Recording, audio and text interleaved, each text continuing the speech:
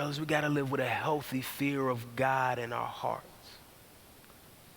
We understand very clearly that we cannot lose the salvation that was purchased for us by Jesus. But what kind of salvation doesn't lead a man to persevere to the end? Not the kind that we're after.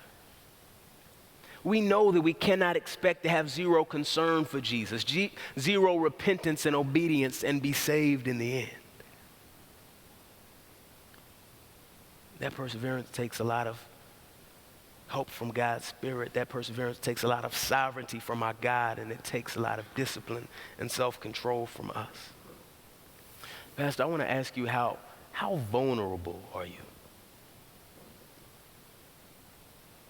If we're going to keep a close watch on our lives, if we're going to persevere, that demands vulnerability. It's not an option. Who are the men in your life that know your darkest sins?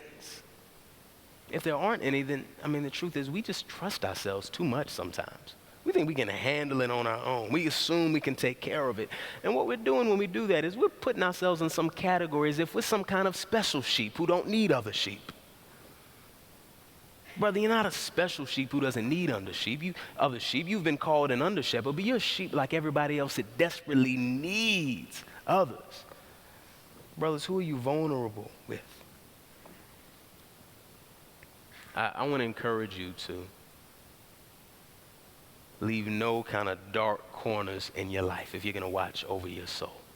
It does nobody any good for you to pretend and to hide, right? It may feel like it serves you for a momentary time because you're able to still keep up this pretend image that you project, but ultimately it leads to our destruction. If we're hiding our sin, we're literally doing the opposite of what this verse commands.